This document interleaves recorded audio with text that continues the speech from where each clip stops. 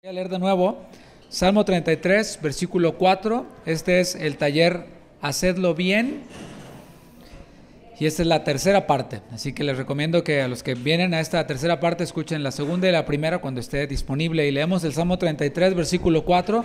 Dice: porque recta es la palabra de Jehová y toda su obra es hecha con fidelidad. Hago la pregunta que hice hace un momento. ¿Cómo debería ser el servicio de un servidor en el ministerio de alabanza? ¿Cómo debería ser? Y estamos viendo, ahí está, ya dieron la respuesta, que van rápido ustedes. Y aquí vemos cómo este Salmo 33 que hemos visto, versículos del 1 al 3, y hoy estamos viendo el 4, vemos cómo la palabra nos ha estado dando argumentos para cantarle al Señor. O sea, no es como a mí se me ocurra cantarle al Señor. En la palabra yo veo que ella misma me da principios acerca de cómo debo de cantarle. Por ejemplo, cantad alegremente a Jehová. Y eso incluye las emociones. Y luego dice, hacedlo bien, tañendo con júbilo. O sea, la palabra constantemente me está diciendo cómo debo de hacerlo. Y estamos viendo aquí, mencionaba que hay dos ilustraciones de la expectativa de Dios. La expectativa que Dios tiene para los que servimos en la alabanza, particularmente, haciendo esta aplicación. Y la primera expectativa que el Señor tiene es su palabra. A ver, digan, su palabra. ¿Cómo es la palabra de Dios? Y yo estoy consciente y asumo que los que estamos aquí somos todos cristianos, ya todos nos bautizamos, ya todos estamos tomando un discipulado, hemos tomado discipulados. Podríamos decir que somos ya cristianos con un nivel de madurez un poquito más elevado que los que van llegando, que los que se acaban de convertir. Aunque si hubiera alguien que se acaba de convertir, bueno, es bienvenido, ¿no? Algo vas a entender, algo vas a captar. Pero los que tenemos ya más de un año, 2 años de cristianos, hemos escuchado principios acerca de la palabra de Dios. ¿Qué dice la palabra de sí misma? La palabra de Dios es inerrante. ¿Has escuchado esa palabra? ¿Qué es inerrancia? Inerrancia es algo que no tiene errores. Es sin error, para decirlo en un castellano más entendible. La palabra de Dios no tiene errores, ¿sí? Hay errores de traducción, no voy a meter por ahí, es la parte bibliográfica. Hay errores de traducción, pero la palabra en sí misma, el original, en los idiomas originales, no tiene absolutamente ningún error. Los 66 libros que forman el canon, la palabra canon es regla. La palabra canon es regla, y los 66 libros de la Biblia, del canon bíblico, armonizan perfectamente entre ellos. ¿Te has dado cuenta? Estamos meditando en la palabra de Dios. O sea, si tú lees Job, que se escribió, fue el primer libro de la Biblia, algunos creen, se escribió en el 1500 antes de Cristo. Si tú lees el libro de Job, y si tú lees Tercera de Juan, que fue el último libro que se escribió, vas a ver cómo no se contradicen, con miles de años de distancia de cómo se escribieron. No se contradice el uno con el otro, no chocan, a pesar de que se escribieron, como decía, con miles de años de diferencia. Y el salmista, de aquí, que el autor de este Salmo 33, habla a quienes están involucrados en la música. Podemos ver que hay ciertos salmos que tienen, como decía el pastor Julio ayer en uno de los talleres, que tienen allí un subtítulo que dice al músico principal. O sea, el salmo se le está entregando, está poniéndose en manos de un músico que tenía cierta capacidad, cierto conocimiento, cierta habilidad, adiestramiento musical, y le era dado este salmo para que se musicalizara, para poderse cantar en el pueblo, para cantarse en la congregación. Y aquí estamos viendo cómo la palabra del Señor, o el salmista, nos habla acerca de esta confiabilidad de la palabra de Dios. El salmista le está hablando a quienes están involucrados en la música, y así como la palabra de Dios es confiable, así como la palabra de Dios no tiene errores, así también debemos de ser nosotros, los que cantamos, los que tocamos. ¿Y cómo se consigue el no cometer errores? Sea en la música o sea en cualquier otra área. Esto viene a través de la práctica, Ayer alguien me preguntaba, y quiero aclarar, yo no soy alguien que no comete errores, musicalmente los cometo y se notan bastante cuando los cometo, y los demás los notan, ¿no? Pero obviamente la idea es cada vez cometer menos errores. ¿Cómo viene esto? Pues a través de la práctica. Y decía, alguien me preguntaba ayer, ¿cuánto tiempo lleva tocando la guitarra? Y la verdad no me dio mucho orgullo de contestar, porque le dije, creo que toco desde los 7, 8 años. Entonces, de tocar desde los 7 hasta los que tengo, pues debería tocar más, yo creo, ¿no? Pero bueno, el punto es de que la práctica nos ayuda a equivocarnos menos. La práctica nos ayuda a cometer menos errores. No hay fórmulas mágicas.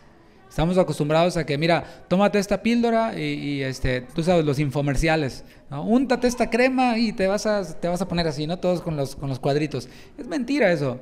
Eso no aparece, no sale con una cremita. Entonces, ¿cómo desarrollar una perfección, entre comillas, musical o un buen nivel musical? Pues practicando. La práctica hace al maestro, dice el refrán. Ahora, los nervios a veces nos traicionan. ¿Te ha pasado? Aunque hayas practicado bastante, aunque te súper preparaste, llegas al día del ministrar y los nervios te bloquean. A mí me ha pasado que pues la canción me la sé, según yo, hasta con los ojos cerrados. Y ese día, no sé qué me pasa, me bloqueé y qué acorde, en qué tono se me pone la mente, se me bloquea y ha pasado. A veces nos traicionan los nervios y por eso hay que estar preparados lo mejor que se pueda. La primera vez que me tocó a mí dirigir la alabanza, la primera vez, no lo olvido, yo tenía como estaba en segundo de secundaria. ¿Qué edad se tiene cuando estás en segundo de secundaria? 14, 13, 14 años, imagínate. La guitarra estaba más grande que yo. Y éramos una banda de 4, era batería, bajo, guitarra y piano. Y el que dirigía, pues eran los 80, 90, pues todos querían dirigir con el piano en ese tiempo, por un cantante muy famoso, todos querían ser como él. Entonces era el que dirigía con el piano, pero esa vez no pudo llegar, así que me pasó a mí la responsabilidad, la pelota me llegó a mí. No, pues tú, porque el bajista decía, yo no canto, y menos cantar y tocar el bajo no puedo, y el baterista, no, pues yo menos. Entonces, pues David. Fue la primera vez que yo dirigí alabanza y me paré en un grupo más o menos como de este número, era en una de las misiones de mi congregación, en un pueblito, y pues, era gente que realmente no iba a juzgar la música, iban a alabar a Dios, y no les importaba en qué tono ni nada. El punto es de que yo me paré ahí y dije, ok, me preparé según yo y todo, llegué, bueno hermanos, vamos a alabar al Señor, pónganse de pie, y empezamos con la primera canción, 2, 3, 4, se me rompe una cuerda. Y ya sabes qué pasa cuando se te rompe una cuerda de la guitarra, todas las demás se desafinan y pues no hay chance a ver, espérenme, siempre no hermanos, no había afinadores como hoy en ese tiempo. Bueno, fue un desastre, inolvidable esa primera vez que dirigí la alabanza.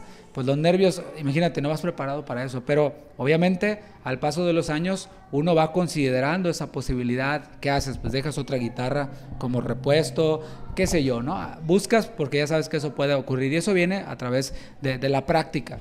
Y bueno, hay que estar preparados. La otra ilustración que vemos en este versículo es la creación. La primera ilustración fue la palabra de Dios, la cual es sin error, la cual es inspirada por Dios, y la otra ilustración es la creación de Dios. Su creación, según el texto bíblico, fue hecho con fidelidad. Dice, y toda su obra es hecha con fidelidad. ¿Qué es esta palabra fidelidad en el hebreo? Es la palabra emuná. Significa firmeza. Es algo que está firme. Es honestidad. Es obligación oficial. Voy a hablarles un poquito en el contexto del país en donde vivimos. En el país en donde vivimos, pues las decisiones sobre el caso de una persona dependen de un grupo de ciudadanos que dan el veredicto sobre si esa persona es culpable o es inocente. Ese grupo de ciudadanos representan pues al pueblo, ¿no? Entonces, de pronto te puede llegar a ti, si eres ciudadano de Estados Unidos, te puede llegar una carta que se llama jury duty. Entonces, te llega esa carta y tú te tienes que presentar en la corte para analizar algún caso que tú desconoces y analizarlo y ayudar a que se dé el veredicto de culpabilidad o de no culpabilidad sobre una persona. A lo que voy con esto es que esa carta cuando te llega, tú no puedes decir, ay, no tengo ganas, ay, es que a mí no me interesa eso. No, es tu deber como ciudadano, y si tú no atiendes te puedes meter en serios problemas. O sea, de hecho en tu trabajo, si tú trabajas, tú les presentas ese documento y estás exento para presentarte a trabajar. Entonces, primero tienes que cumplir con eso, y hay solo muy pocas ocasiones en las cuales puedes ausentarte de esto, pero es una obligación oficial, y de esto nos habla emuná, esta palabra que es fidelidad. Ya cobra como más sentido, ¿verdad? Dios creó todas las cosas con el poder de su palabra y las sostiene con fidelidad. ¿Por qué? Porque Él es Dios. no porque le deba algo al hombre, no, sino porque Él es Dios. Es por amor a su nombre que Él hace todas las cosas. De pronto como que se ha desvirtuado esta idea y como que se ha puesto al hombre en el centro y se han llegado a decir cosas hablando de canciones que se cantan a veces, algo que platicábamos ayer en el taller. Si no lo vieron, véanlo, ahí está disponible ya en este momento en YouTube, en la transmisión de ayer. Pero un ejemplo de canción almática es una que no recuerdo exactamente las palabras, pero la idea que transmitía es que Dios nos amó tanto que no quería estar solito sin nosotros, sin el hombre, porque le hacíamos falta a nosotros como hombre a Dios. Imagínate que eso no nada más es almático, es herético y es satánico, diabólico. O sea, Dios no necesita del hombre, Dios no necesita de nada, Él es Dios y Él sostiene su creación por amor a su nombre, para gloria de su nombre. Es su obligación, pero no con el hombre, sino consigo mismo. Cuando dicen amén. La creación de Dios nos revela un orden incomparable. Cuando nosotros vemos el firmamento, cuando nosotros vemos la creación de Dios, nos está demostrando y nos está revelando orden. Vamos al versículo 6 de ahí del Salmo 33. Dice el Salmo 33, 6.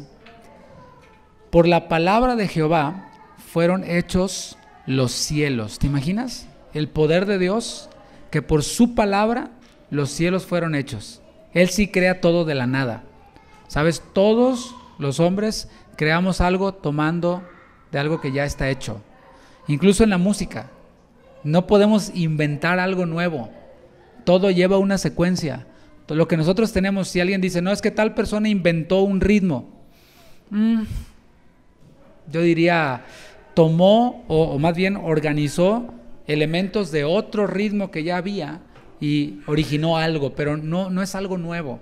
Y hablar de este tema es súper extenso y nos vamos a meter en rollos filosóficos, en rollos que tienen que ver con sociológicos y otras cosas, ¿no? Pero el punto es de que el Señor sí creó todo de la nada. Por la palabra de Jehová fueron hechos los cielos y todo el ejército de ellos por el aliento de su boca. O sea, el ejército de los cielos se refiere a los ángeles. Todo fue hecho por el aliento de su boca. Y el Señor todo lo hizo perfecto. ¿Cuántos dicen amén? Todo. Todo lo hizo con un detalle maravilloso. No se le fue ningún detalle. Si tú te fijas en las constelaciones, en las estrellas, en el estado de Kentucky hay un museo, es el Museo de la Creación. Y tú vas allí y te muestran en una pantalla como tipo IMAX, te muestran cómo son las galaxias, como que te transportas, estás subiendo, sales de la Tierra y te empiezas a ir a todas las constelaciones que hay, interminables, infinitas, y te sientes así como una mini cucaracha, la cucaracha de la pulga, ¿no? El Señor todo lo hizo detallado, todo lo hizo hermoso, y estos son elementos que debemos de procurar en nuestro canto, la belleza. En la danza, en el canto, que tenga belleza, que tenga detalle, que tenga hermosura, cuidar los detalles. Y esto obviamente, para hablar de detalle tienes que hablar de algo que ya está hecho. O sea, ya está hecho el pastel, ya nomás le pones la cereza, ¿no?, en el pastel. Y es lo mismo con nuestra música, que cuidemos los detalles. Y además también nos revela que Dios sustenta las cosas fielmente. Dice el versículo 7, Él junta como montón las aguas del mar. Él pone en depósitos los abismos. Y con esto nos comunica a nosotros el principio de ser fieles. Sean fieles en su servicio a Dios. Cuando canten, háganlo con excelencia. Pongan la cereza en el pastel con detalle, con hermosura, pero también sean fieles en su servicio. ¿Qué podemos decir acerca de fidelidad en el servicio a Dios, específicamente en el grupo de alabanza? Podemos hablar, por ejemplo, de puntualidad. ¿Qué tal? Puntualidad para los ensayos, por ejemplo. Si es que tienes un día de ensayo, eso es un principio básico, porque cuando yo llego tarde, no solo estoy demostrando una falta de carácter, de lo que hablaba el día de ayer, ¿verdad? Una falla en mi carácter, que es no considerar el tiempo de los demás. Y se te puede atravesar un inconveniente en el camino, pero ya que sea algo constante, un hábito, habla muy mal. Yo he conocido personas que tienen muchos estudios, que son muy cultas, que incluso saben mucho de teología, pero siempre llegan tarde a todas sus citas, a todas. Y eso habla de una falla en el carácter. Esto nos habla precisamente de infidelidad, ¿cierto? no de fidelidad, sino de infidelidad. Eso sería algo básico. Llegar puntual a los ensayos, llegar puntual a las reuniones cuando no nos toca ministrar. Porque algunos tenemos como una personalidad doble. Cuando nos toca ministrar somos todos espirituales, todos, pero cuando no, es ser los mismos. Habla de integridad también, ser puntuales los días que no me toca ministrar en las reuniones, y compromiso también para aprender las partes que nos corresponden. Esto es de lo que estamos hablando, de fidelidad. Yo soy fiel cuando aprendo la parte que me toca en la canción que voy a tocar. Obviamente para eso alguien me la tuvo que dar, ¿verdad? O sea, esto lo hablábamos ayer con los directores de alabanza en otro de los talleres. O sea, provéele las herramientas al grupo al cual tú diriges para que puedan prepararse. O sea, no podemos demandarle a un grupo, esto es un principio de liderazgo general, no puedes demandarle tú como líder a los que lideras algo que tú no les diste las herramientas. Y el ejemplo de esto es Dios. Dios nos dice, sean perfectos como yo soy perfecto, pero nos da su Espíritu Santo. Y su Espíritu Santo nos capacita y nos empodera para ser perfectos, para ser santos. No nos deja, pues háganle como puedan. No. Dios nos da los recursos. Dios nos da su palabra, su Espíritu, la iglesia, todos los recursos necesarios para que hagamos su voluntad. Bueno, tomando ese modelo de liderazgo del Señor de señores, del Rey de reyes, bueno, proveamos las herramientas. Ahora, ya que tú eres el miembro del grupo de alabanza, ya tienes las herramientas, están allí esas herramientas para aprender, para estudiar, para llegar preparado al ensayo, para llegar puntual y preparado al ensayo. Bueno, hay que aprenderlo. ¿Por qué? Porque cuando alguien no aprende su parte, se le dieron los recursos, no aprendió su parte y llega al ensayo, los ensayos se vuelven extendidos, largos, se retrasan los ensayos. La falla en estos dos elementos, ¿sabes qué es lo que comunica? Comunica egoísmo. No me interesan los demás, por eso llego tarde. No me interesan los demás, por eso no aprendo la parte que me corresponde. O sea, por esto, todo esto, hermanos, nos habla de algo en el corazón. Por eso ahorita íbamos a hablar acerca de Saúl. El problema de Saúl no era que fuera mal guerrero o que no fuera guapo. No, el problema de Saúl estaba en su corazón. Y por eso el Señor dijo de David, yo me voy a conseguir a un hombre que es conforme a mi corazón. O sea, todo esto tiene que ver con lo que está dentro de nosotros. Mi impuntualidad, mi falta de compromiso para aprender las partes que nos corresponden, pues revela en mí una falta de interés, refleja en mí egoísmo. Vamos a ver el versículo 5.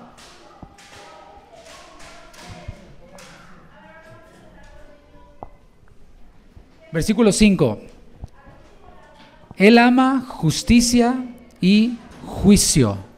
De la misericordia de Jehová está llena la tierra. En las obras de Dios manifiesta que Él ama los actos de justicia, ¿cierto? Dios ama los actos de justicia, por eso en las bienaventuranzas dice, bienaventurados los justos. El Señor ama el juicio, y esta palabra que vemos aquí, Él ama justicia y juicio. Esta palabra juicio es la palabra mispat, y tiene una acepción interesante, es una relación equitativa entre realidad y expectativa.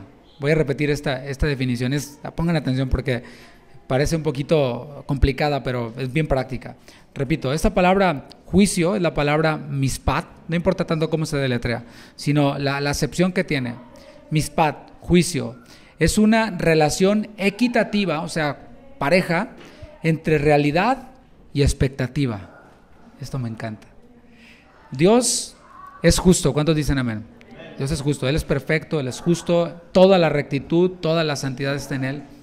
Pero Él no tiene una expectativa irreal de nosotros. Las expectativas que Dios tiene, como mencioné hace un momento, no son irreales. No tiene una expectativa irreal de nosotros, sus siervos. Dios no me va a pedir a mí algo para lo que yo no soy capaz de hacer.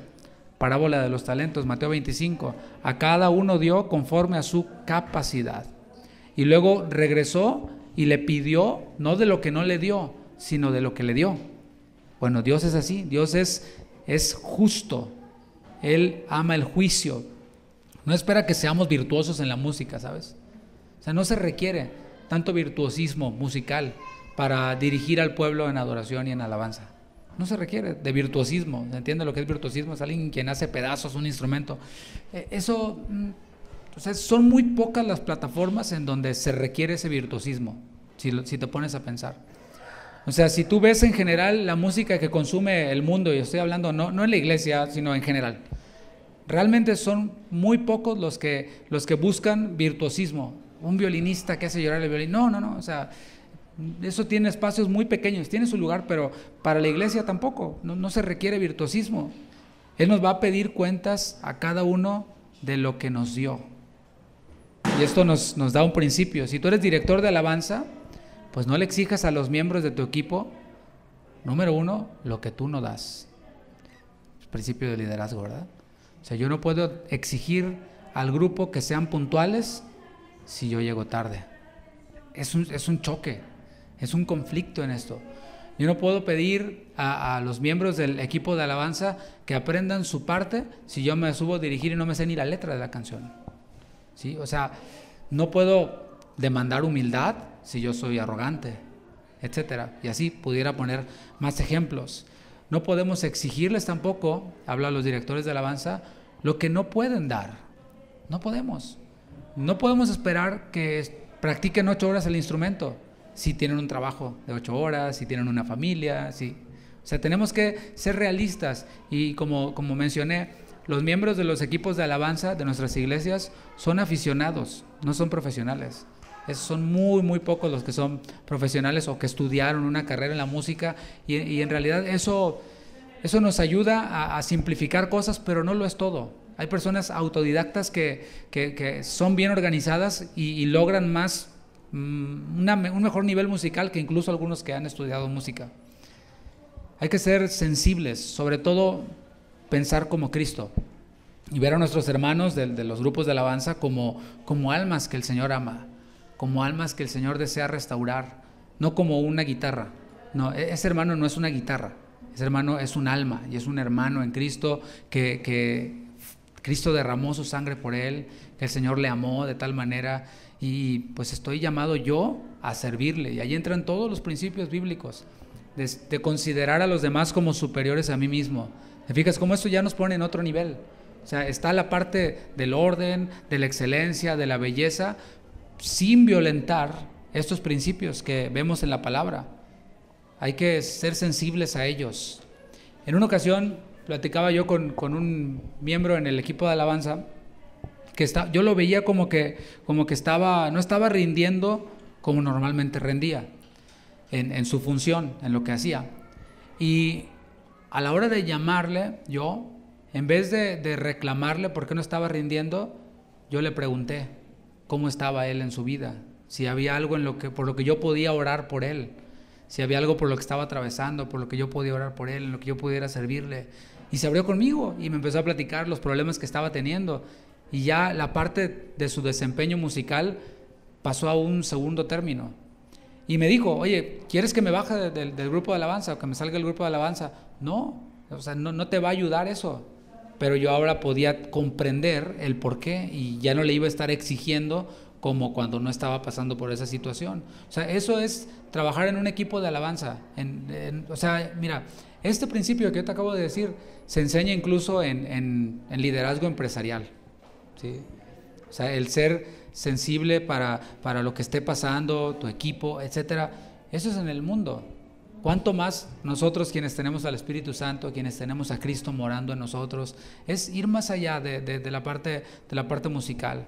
Hemos de identificar la capacidad que tenemos cada uno de nosotros. Cada uno de nosotros tenemos una capacidad distinta y eso no nos hace peores o mejores. Simplemente nos hace diferentes, nos hace diversos. Ayer en el taller que dábamos, pues estaba el pastor Chuy García, estaba el pastor Julio Márquez, el pastor Benjamín Lázaro, Janet, un servidor, ¿sí? O sea, todos somos diferentes, tenemos diferentes capacidades, pero hemos aprendido a precisamente enriquecernos los unos con los otros. Y me encantó cómo compartía el pastor Chuy García, que le llamó al pastor Julio para que le ayudara a que sus canciones no sonaran iguales todas las demás. Y esto nos habla de ¿qué? Pues de diversidad, así como lo hay en la creación. Dice la palabra en 1 Corintios que hay diversidad de dones, pero el Espíritu es el mismo. Hay diversidad de operaciones, hay diversidad de ministerios, y esto lo que hace es que el cuerpo de Cristo sea diverso, sea vivo, que se esté moviendo, que funcione adecuadamente, y así nosotros debemos identificar las capacidades de cada uno, y no le vamos a estar pidiendo a la mano que sea pie. A veces eso hacemos. No, es que este hermano no puede cantar así como soprano. Pues no, eso es para las mujeres, brother. O sea, a veces tenemos expectativas equivocadas, y eso produce frustración y lleva a conflictos, y mira, hay personas que hasta se van de la iglesia a causa de directores de alabanza que no son capaces de ver esto, de tener un corazón de siervo, pero también en cierta manera un corazón pastoral. Yo creo que todos podemos tener estas características que son pastorales, que es, mira, no se trata de darle una patada a alguien y ya no me sirve, no, o sea, es un alma, y Dios, yo hablo como pastor, Dios me va a pedir cuentas por decisiones como estas, por personas a quienes yo pude evitar ser de tropiezo. Jesús dijo, habrá tropiezos, pero hay de aquellos por los que vengan los tropiezos, y eso está grueso, ¿no? La segunda parte del versículo 5 dice, de la misericordia de Jehová está llena la tierra. Así como Dios es misericordioso, nosotros también estamos llamados a ser misericordiosos con otros. O sea, y hago énfasis en con otros, porque con nosotros mismos somos bien misericordiosos, ¿verdad?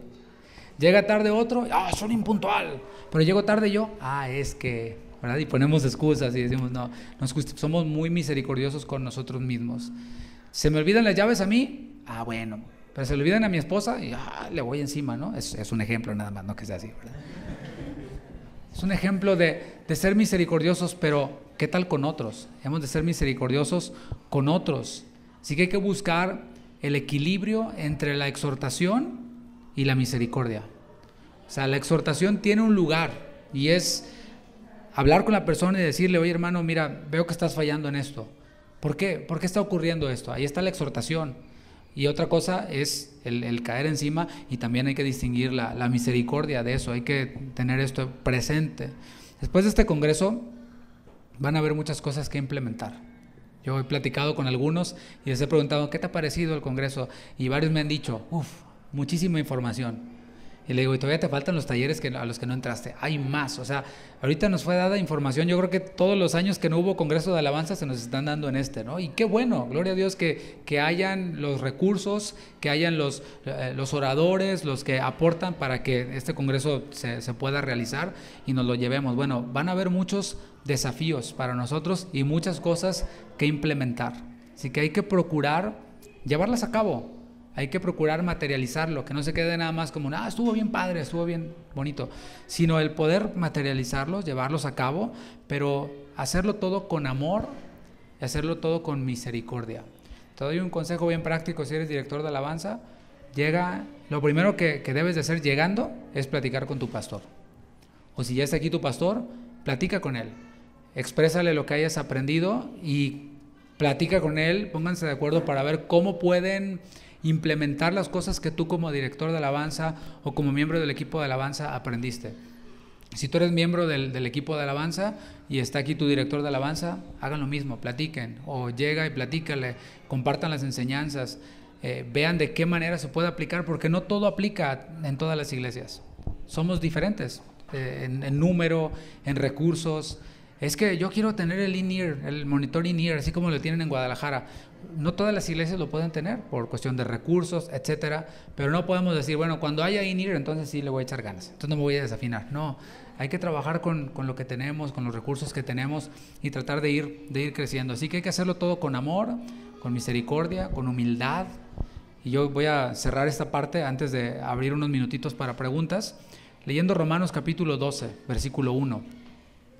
Romanos 12:1, recordemos, este taller se llama Hacedlo bien, y estamos viendo motivos por los cuales hemos de hacerlo bien. Uno de estos que estamos viendo es porque Dios es misericordioso, lo vimos porque Dios es justo, porque Él es recto. Vimos un motivo para hacerlo bien es porque su palabra es nuestro ejemplo y su palabra es recta, su palabra es confiable, es sin error. Y leemos Romanos 12:1, así que hermanos, os ruego por las misericordias de Dios que presentéis vuestros cuerpos en sacrificio vivo. Ahí pudiéramos poner también que presentéis vuestra alabanza, vuestro tocar, vuestro cantar en sacrificio vivo, santo, que es lo que hablábamos hace un momento, agradable a Dios, que es vuestro culto racional. Así que hay suficientes motivos para hacerlo bien, y uno de ellos es la misericordia, o como dice este texto, las misericordias de Dios. Si nosotros meditamos en las misericordias de Dios para con nosotros, pues esto nos va a motivar a presentar nuestra vida y nuestro tiempo, nuestro servicio, todo lo que hacemos como un culto racional. Ya no es porque es que me encanta tocar la guitarra, por eso voy a la iglesia. Entonces, si te ofrecen tocar en un bar y pagarte, no, pues ahí te vas.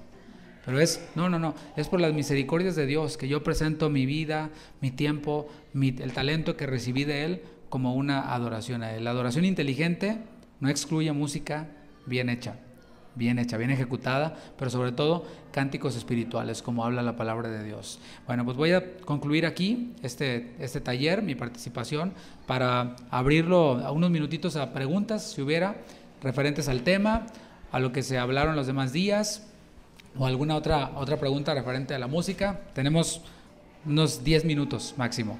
A ver, si quieren levantar la mano, ir preguntando. A ver, ¿quién tiene?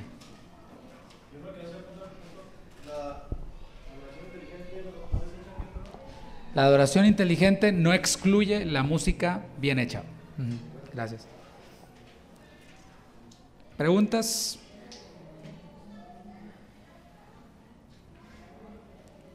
Sí. ¿Tiene algo de malo ensayar un instrumento que puede que no llegues a tocar pues allá arriba en la alabanza? Si tienes el tiempo, adelante. Es una buena pregunta, no tiene nada de malo, al contrario, creo que es bueno por ejemplo, si tocas la guitarra, aprender, no sé, mandolina o todo lo que puedas aprender te ayuda después a abordar tu propio instrumento desde otro ángulo. Incluso, por ejemplo, si tocas la guitarra, yo hace tiempo empecé a experimentar con una afinación. ¿Han escuchado sobre las afinaciones alternativas?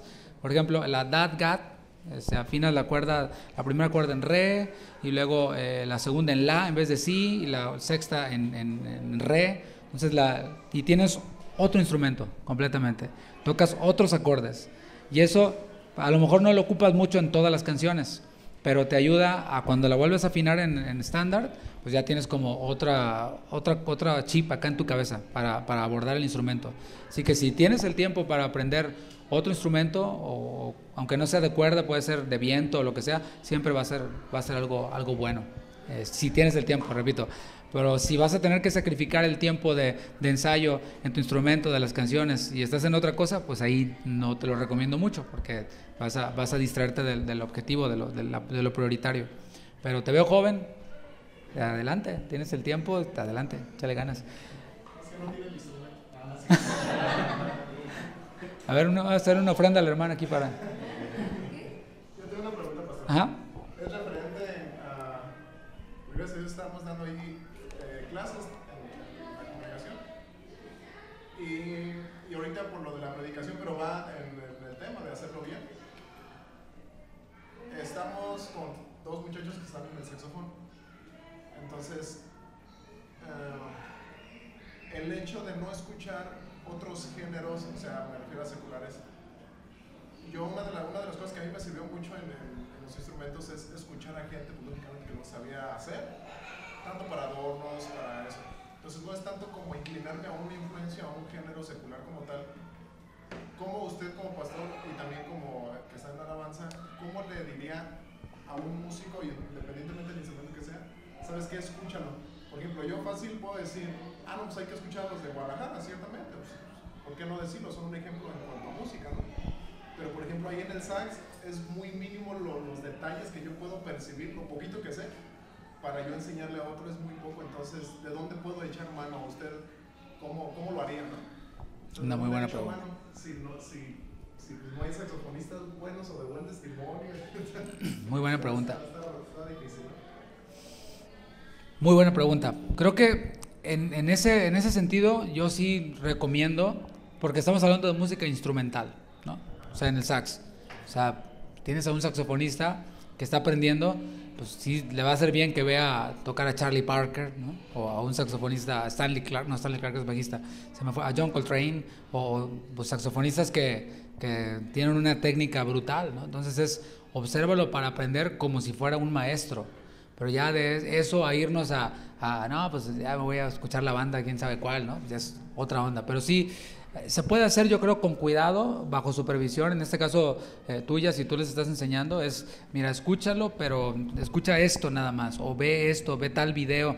Igual y sí sería ser muy cuidadoso en qué le vas a recomendar para que vea. Ahora tenemos el YouTube, pues es una súper herramienta, y hay quienes te enseñan ciertas técnicas, ciertos ejercicios o escalas, sin necesidad de que se metan a escuchar música pop, que igual y les puede afectar, ¿no? O distraer del objetivo. Espero responda la pregunta. Sería como tener pues cuidado, precaución, ¿no? Y estar ahí al tanto pues para que no se me vaya a ir por ese, por ejemplo, que diga, ese artista toca muy padre, y que se meta él solo a investigar qué onda con ese artista, y que se meta de lleno pues en esa música. O que se enamore de un género, puede pasar. El jazz es muy atractivo por el virtuosismo que presenta, etcétera, pero el jazz te comunica toda una cultura, o sea, también es profundo el tema, pero hay ciertos compositores que surgieron de oponerse al gobierno, o sea, su contexto es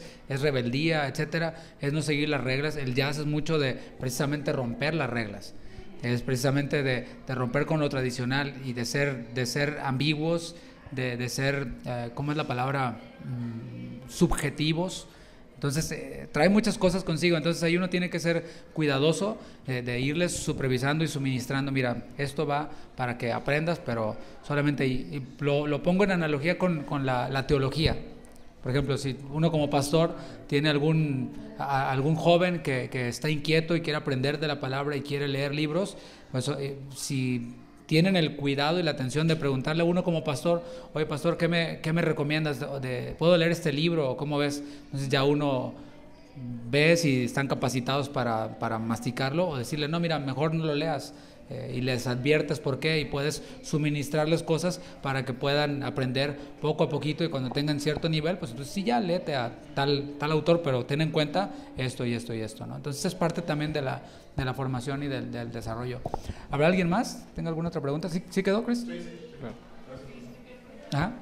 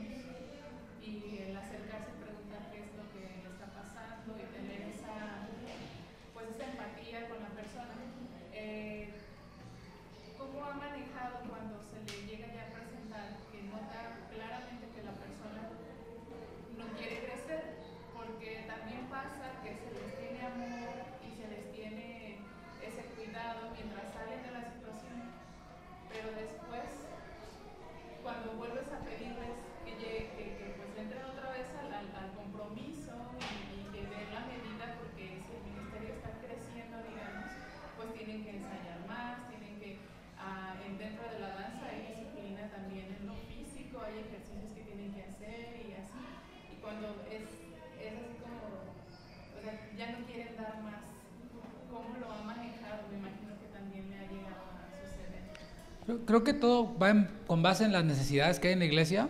Pues, siempre hay necesidades en la iglesia.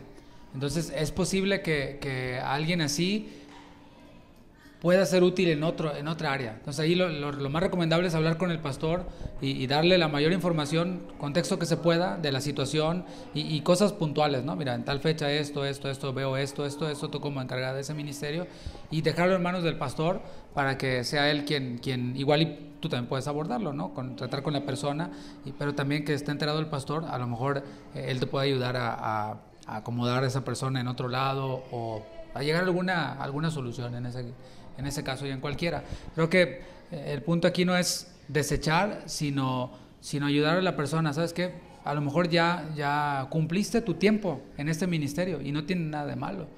Yo en lo personal he enseñado niños. Antes de ser pastor, estuve dirigiendo alabanza en la congregación, pero también enseñé a niños, ¿te imaginas? Yo enseñando niños, no quería hacerlo, la verdad no me llamaba la atención. O sea, yo soy músico y toco la guitarra, ¿qué voy a estar enseñando a los mocosos, no? Y todos llenos de mocos, ¿no? Pero bueno, lo tomé como de parte de Dios, me sujeté a mis pastores, lo hice, el Señor me dio la gracia y hoy ahora soy pastor de algunos de esos niños que yo enseñé y eso es una bendición, y verlos que van creciendo en el Señor es una bendición. El punto es de que llegó un momento en el que ya mi tiempo se cumplió ahí con los niños y el Señor me llamó a otra cosa y mi tiempo se cumplió ahí en otra cosa, y así es parte del discipulado, y eso uno puede comunicárselos como pastor a algún hermanito que lo conoces, cómo es su vida, cómo es su situación, y puedes decirle, ¿no? ¿Sabes qué, hermano? A lo mejor tu tiempo ya se cumplió aquí y ahora el Señor te quiere mover a otra cosa.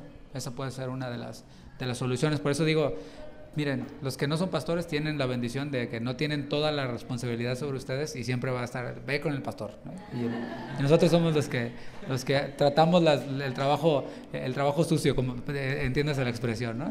Lo complicado, lo difícil. Y los que son pastores dicen, ay, sí, amén. ¿Alguien más tiene alguna pregunta? En su caso, en su grupo de alabanza, ¿cómo fueron implementando el uso del metrónomo? O no sé si lo... Pues, a ver, déjame acuerdo.